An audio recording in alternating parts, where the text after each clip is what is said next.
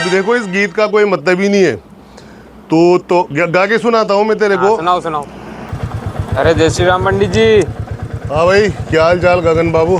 सब बढ़िया। और और सुनाओ, आपकी क्या हाल चाल है? ऑनलाइन है यार, थोड़ी साइड पे लगाता हूँ पहले। सब बढ़िया है यार। एक बात पूछनी थी आपसे यार। क्या हो गया? औरत में ज्यादा अक्ल होती है, आदमी के पास ज्यादा अक्ल? देखो मेरी बात सुनो गगन बाबू। अक्ल की अगर अपन बात करें तो तुम खुद ये दिमाग लगाओ यार कि औरत में तो ओ आता है, पहला शब्द है ना, पहला अक्षर। हाँ। आदमी में क्या आता है? अ, तो जिसमें और अक्ल में पहला अक्षर क्या आता है? अ, तो फिर आदमी में ज्यादा अक्ल हुई ना। ये बात है। औरत में केवल ओवर कॉन्फिडेंस होता है। अच्छा। ओवर कॉन्फिडेंस इस बात का होता है कि वो लगातार क्या है कि मतलब अपने वो ऐसा समझती है कि यार मेरा पति मेरे कंट्रोल में है। इस ओवर कॉन्फिडेंस में वो रहती है, दुनिया की हर औरत। सही बात। जबकि उसका पति उसके कंट्रोल में नहीं रहता। हाँ, ये बात अलग है कि जब पति पत्नी और बच्चे होते हैं तो औरत क्या है, अपने बच्चों के साथ मिलकर के पति को बेवकूफ बनाने का पूरा पूरा प्रयास करती है। सही बात है। लेकिन कम से कम ये मान के चलो कि यार 10% ही व्यक्ति होंगे जो बेवकूफ होंगे, यानी कि आदमी।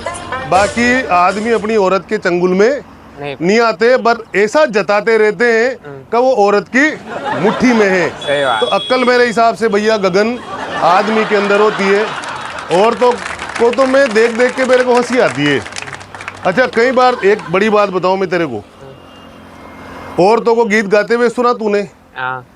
औरतें गीत गाती है यार, पता नहीं मतलब क्या क्या मिला मिला के क्या क्या गा देती है यार। अभी क्या है कि पिछले दिनों एक की शादी में जाना हुआ तो वहां पर सारी हमारी औरतें मिलकर के गा रही थी वो।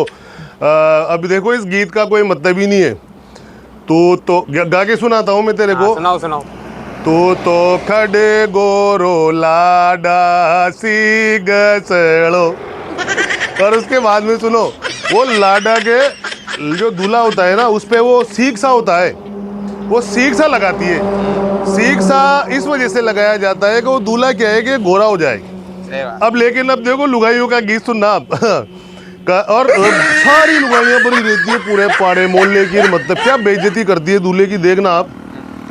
तू तो खड़े गोरा लाडा सी गसड़ो, थारा सी गसड़ा में बास गणी। बताओ यार। अच्छा, बहुत पहले जब मेरी शादी हुई तो पाड़े मोहल्ले की औरतें जब मेरे घर पे गीत गाने आई तो उनमें से क्या है कि मतलब एक ने शुरू किया, गाओ ना भाभी जी का, तुम भी गाओ। तभी गाओ भाभी जी। तो एक ने शुरू किया, क्या था वो?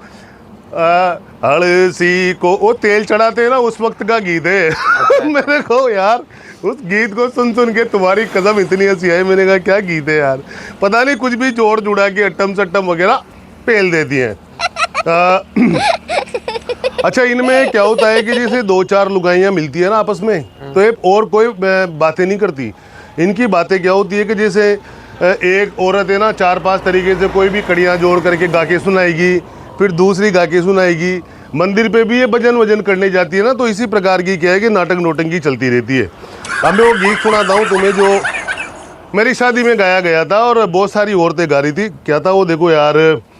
अड़सी को डो डो जी, चरस्यू को तेल। अब इसमें मैं दूल्हा था भाई, और मेरे को इतनी हंसी आ रही थी क्योंकि वो सरसों जो होती है उसको सरसों ना बोल करके क्या बोल रही थी, चरस्यू, है ना। तो और देखना गीत, अड़सी को डो डो जी, चरस्यू को तेल, तेल चढ़ाव सत्यनारायण जी की नार। अब ये बताओ यार। अच्छा, ये क्या करती है, एक हाथ कड़ी कहीं से भी पकड़ करके और उसको सेट करके फिर ये पूरे खानदान वालों के नाम लेती हैं। इस प्रकार से उस गीत को ये पूरा कर देती है। इसी प्रकार से अगर किसी भी देवता का इनको गीत गाना है तो एक आध कड़ी सेट करती है ये। जैसे एक इनका फेमस है वो तांबा का हंडा मता तो सोफा, मतलब ये पंक्ति तुम्हें हर गीत में तूने भी सुनी होगी कई बार। ऐसी कुछ कुछ चीजें। तो यार मेरे लिए तो क्या है कि हालांकि मैं नारी शक्ति का सम्मान करता हूँ, और माताओं बहनों को सबको प्रणाम करता हूँ। लेकिन इनकी जो गीत गाने की जो काव्य कला कौशल है, इसको मैं विशेष कोटि कोटि प्रणाम करता हूँ। और बिल्कुल मैं क्या है कि जब औरतों को गीत गाता हुआ सुनता हूँ तो तेरी कसम यार, मेरी तो हंसी रुक नहीं पाती मेरे भाई। मैं अब चलता हूँ यार, है ना।